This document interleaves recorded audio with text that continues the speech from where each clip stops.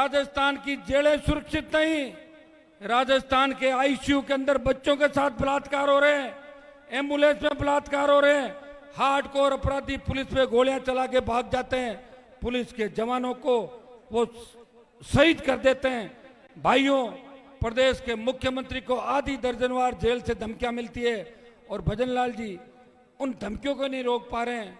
यहाँ न कोई नेता सुरक्षित है, न कोई जनता, न हमारी बेटियां सुरक्षित है, न हमारी बहनें सुरक्षित है। इस देश के अंदर राजस्थान 1 नंबर पे चला गया महिला अपराध, महिला उत्पीड़न के अंदर। इसके लिए कौन जिम्मेदार है? वसुंधरा और गहलोत। किसकी सरकार थी? गहलोत वसुंधरा की। पहले जातिवाद के नाम से वोट नहीं मांगे जाते थे। जब वसुंधरा आई, गहलोत आए, फिर वसुंधरा आई, फिर गहलोत आए, तो अलग अलग जातियों के नाम से वोट मांगे गए। कभी वसुंधरा ने कहा मैं जाट की बहू हूं, कभी कहा राजपूत की बेटी हूं, कभी कहा मैं मीणाओं की भांजी हूं, शेड्यूल कास्ट की भांजी हूं, मीणा की बुआ हूं।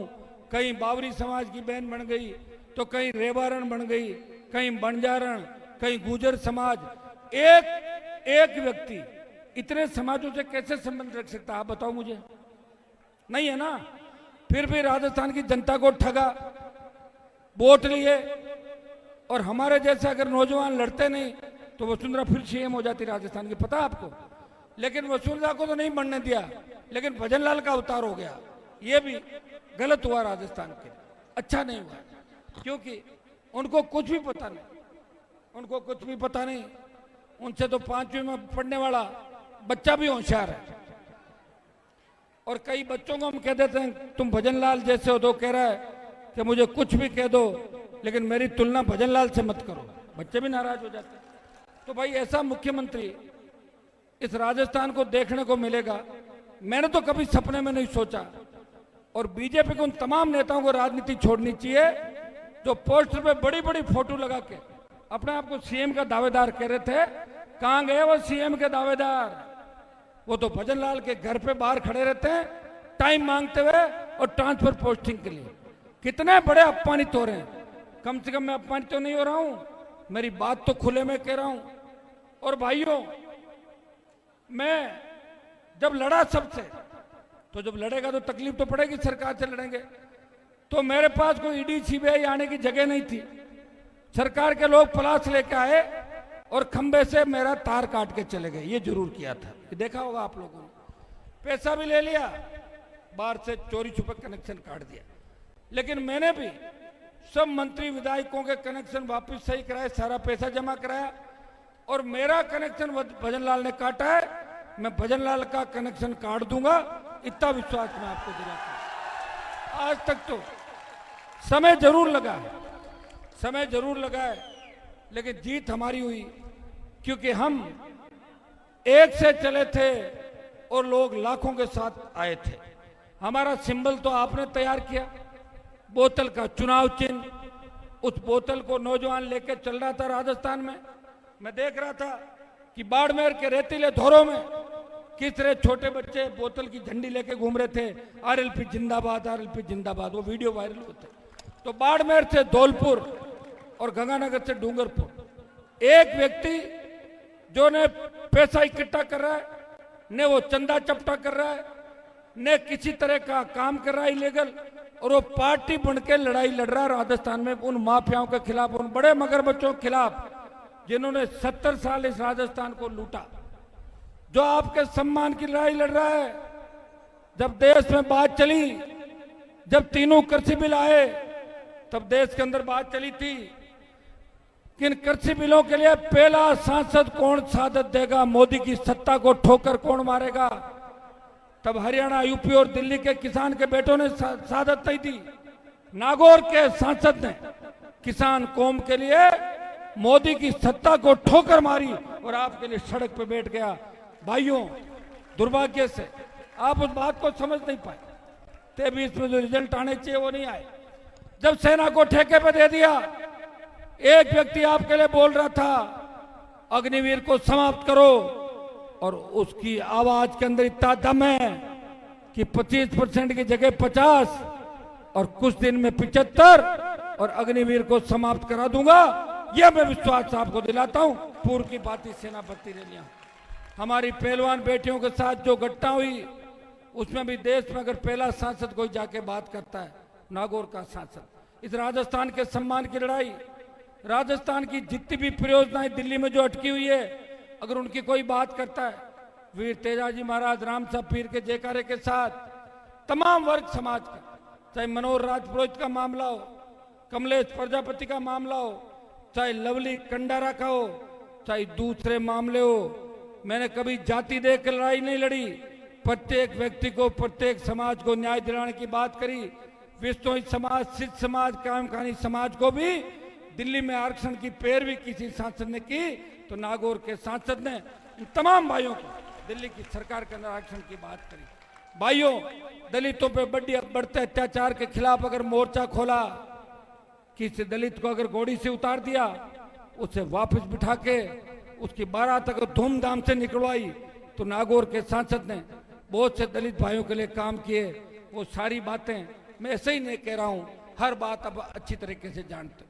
आज जो मुद्दा है वो हमारी आजादी, अभी भी हमें आजादी नहीं मिली कि थोड़ी दूर बैठे इस तरह के खेत खलियान और घरों के अंदर आता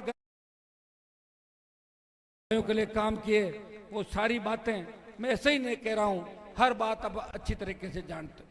आज जो मुद्दा है वो हमारी आजादी, अभी भी हमें आजादी नहीं मिली कि थोड़ी दूर बैठे इस तरह के खेत खलियान और घरों के अंदर आता गंदा पानी, हमारे होद में रिश्ता हुआ गंदा पानी, ये शोर इंगित करता है कि अब हमारा लहू के अंदर उबाल आना चाहिए। तो लहू में उबाल आ गया आप लोगों के? तैयार हो? ऐसा नहीं हो मेरा भाषण खत्म और आप सरक जाओ, सरकना मत। आज लड़ाई आर पार की है। आज बिना कोई परमानेंट बात के, सरकार के बिना कोई आश्वासन या लिखित घोषणा के हम यहां से उठने वाले नहीं है। ये समय लग सकता है, ऐसा नहीं हो, तुम्हारी आदत है कि जैसे मैं भाषण देता हूं और बैठते आधे सरक जाते हो। अगर सरक गए तो बार बार दोबारा मैं यहां नहीं आऊंगा, मैं पहले बता दूं आपको। और दूसरे विषय नहीं आएंगे कि मैं आ गया, अब दूसरे नहीं आएंगे, भाग जाएंगे सारे। इसलिए भाइयों, पूरी ताकत के साथ बैठना है। सरकार से बात चल रही है हमारी, सरकार क्या करेगी क्या नहीं कर रही है, अस्थायी क्या करेगी, सरकार क्या करेगी क्या नहीं कर रही है, अस्थायी क्या करेगी, स्थायी समाधान क्या करेगी, कितनी एसटीपी बनानी है, कितनी सीटीपी बनानी है, कितने दिन में बनाएगी, अस्थायी नाला कैसे निकालेगी, ये सारी बात सरकार को आज हमारे को बतानी पड़ेगी। अगर नहीं बताई तो भजनलाल सरकार की ईंट से ईंट बजा देंगे और फिर जोधपुर कमिश्नरेट के बाहर ही रात्रि जागरण करेंगे। यहाँ से चल के यहाँ बैठे बैठे खेत के अंदर हम नहीं देखते हैं। मुझे याद है जब 14 तारीख को आप आंदोलन कर रहे थे, आप बहुत से लोग नागौर में समय मांगने आए मेरे से। मैंने कहा आपका मन हो गया तो जाओ, मैं आऊंगा। लेकिन 14 तारीख को सुबह 5 बजे पुलिस ने जो ओछी हरकत की, थान सिंह और इसके साथियों को गिरफ्तार कर लिया। लेकिन भाइयों, मैंने डीजीपी को कहा कि बच्चों को छोड़ दो, मैं तो आऊंगा ही 14 को, आप रोक नहीं पाओगे। उन्होंने कहा कोई बीच का रास्ता निकालो। रिहाई हुई, आपको सेठ सम्मान लेके आए और आप सबकी इच्छा थी कि इस कार्यक्रम की तारीख बदल के 17 रखी जाए।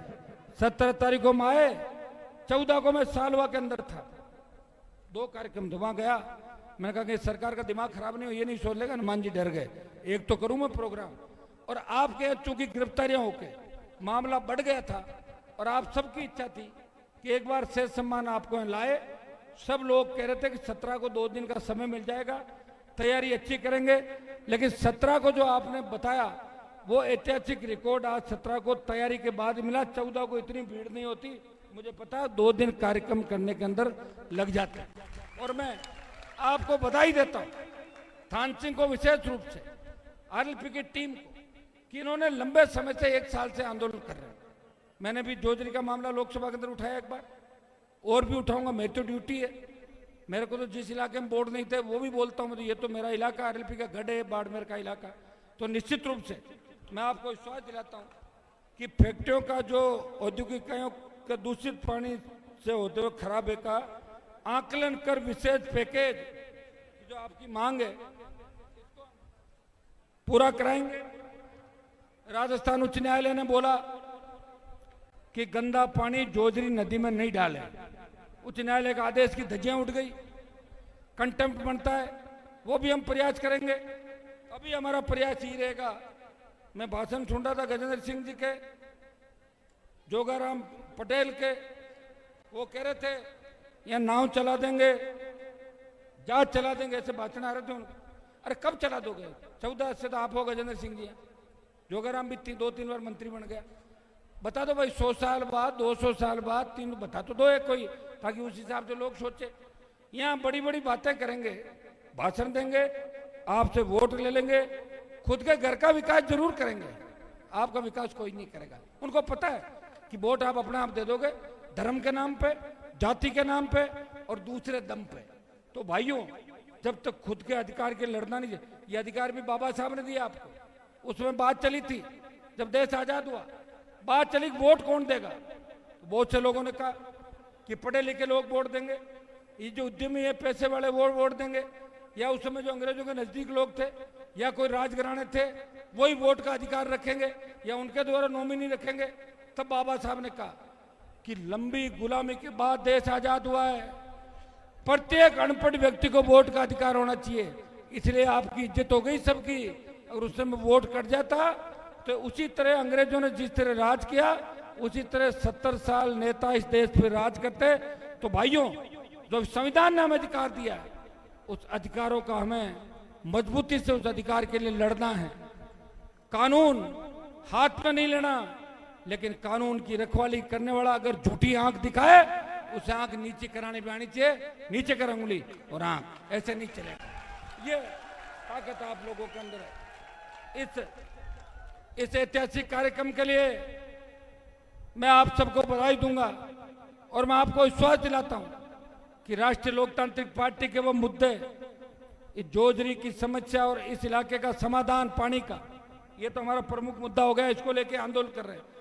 लेकिन टोल मुक्त राजस्थान, फ्री बिजली, सशक्त लोकायुक्त, रोजगार और ये जितने भी पेपर लीक हुए राजस्थान में, इन सारे माफियाओं की, नेताओं की धरपकड़ और इनको सलाखों के पीछे डलवाना, ये मेरा काम है।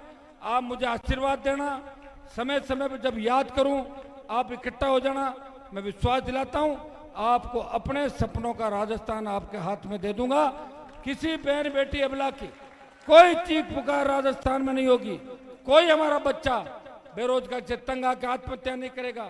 कोई हमारा बच्चा ये नहीं कहेगा कि नशे का कारोबार वहां हो रहा है, मैंने वहां से पुड़िया खरीद ली।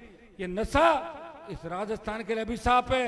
नशे को बंद कर देंगे, नहीं तो हमारी आने वाली पीढ़ियां हमें माफ नहीं करेगी और आने वाली पीढ़ियां खत्म हो जाएगी।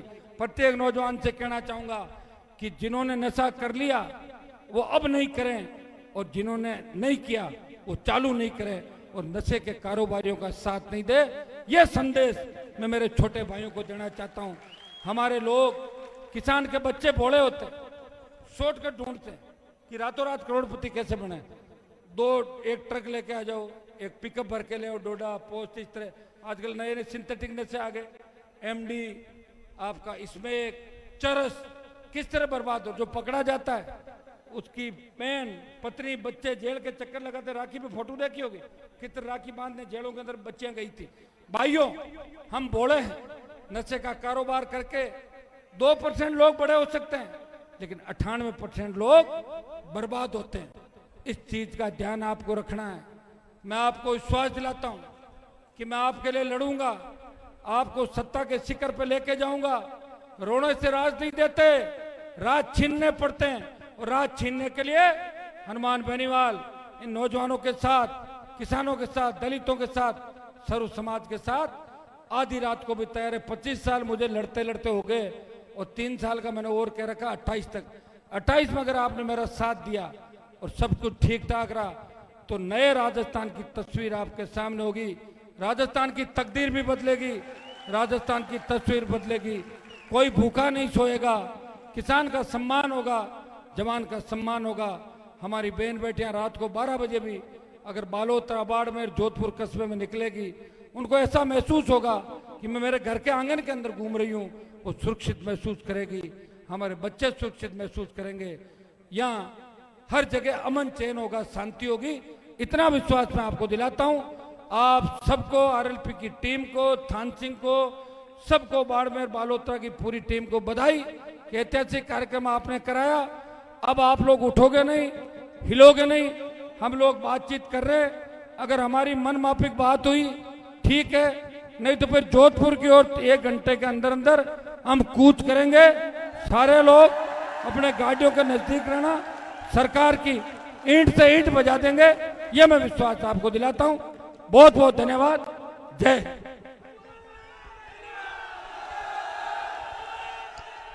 हनुमान जी आप संघर्ष करो, बेनीवाल जी आप न्याय दिलाओ, बेनीवाल जी आप न्याय दिलाओ। सभी उठना मत भाई, अपनी जगह से कोई नहीं उठेगा। इस मामा जी के पवित्र प्रांगण में हम न्याय लेने के लिए आए हैं, तो हमारा नैतिक दायित्व बनता है इधर उधर नहीं जाए। जोधपुर की ओर चलना पड़ सकता है, नेताजी का आदेश होगा तो और भी कोई नया रास्ता देखना पड़ सकता है, लेकिन न्याय न्याय न्याय न्याय, इंकलाब इंकलाब, हनुमान बेनीवाल, हनुमान बेनीवाल, राष्ट्रीय लोकतांत्रिक पार्टी, किसान एकता, किसान एकता, जोधरी बचाओ। जाओ बैठ जाओ, 2 मिनट बात करते हैं। अभी हमारे बीच में कल्याणपुर के राव साहब नटवर सिंह जी हमारे बीच में पधारे हैं, तो आप सभी विराजे। हम सबको राव साहब 2 शब्द कहेंगे।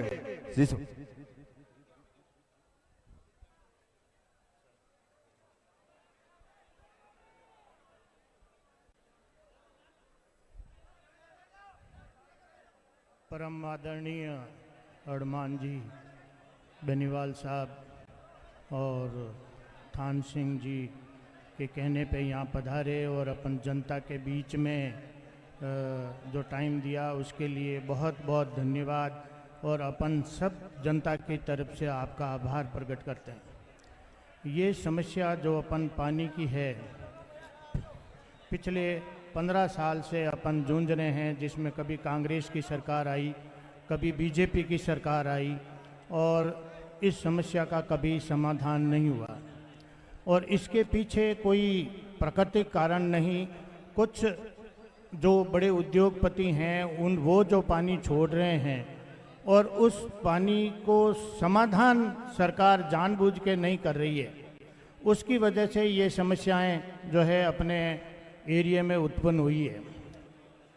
दोनों ही पार्टियों के सारे बड़े जो नेता थे, जल शक्ति मंत्री, जिसमें एनजीटी, लोकायुक्त, सब जगह मैंने सरकार के खिलाफ, कलेक्टर साहब के खिलाफ, जो भी मतलब सिस्टम है उसके खिलाफ मैं गया हूँ। और मुझे लोकायुक्त महोदय ने मतलब इतना आश्वस्त किया था कि बिल्कुल ये सारी चीज़ें सही है, उसके बावजूद उन्होंने जो फैसले करते टाइम में किसानों को ध्यान नहीं रखा, उन्होंने वही जो इंडस्ट्रियलिस्ट हैं उन्हीं का ध्यान रखा। एनजीटी ने एक ऐसा फैसला दिया था जो शायद भारत में पहला उदाहरण था कि अपना एक बिटूजा में जो सबसे मीठा पानी पोर्टेबल वाटर है, तो उनके लिए उन्होंने कहा कि ये नदी के अंदर जो है आप गंदा पानी मत छोड़ो और उसमें पॉलीथीन लगा के उस पानी का प्रयोग करो। लेकिन एग्जीक्यूटिव ऑफिसर्स खुद इतने मतलब आज की तारीख में अपन कुछ भी कह सकते हैं कमज़ोर हो गए हैं नेताओं के आगे, कि वो नहीं तो न्यायपालिका की बात सुन सकते हैं, नहीं न्यायपालिका की बात रख सकते हैं, वो वही करते हैं जो किसी भी अपने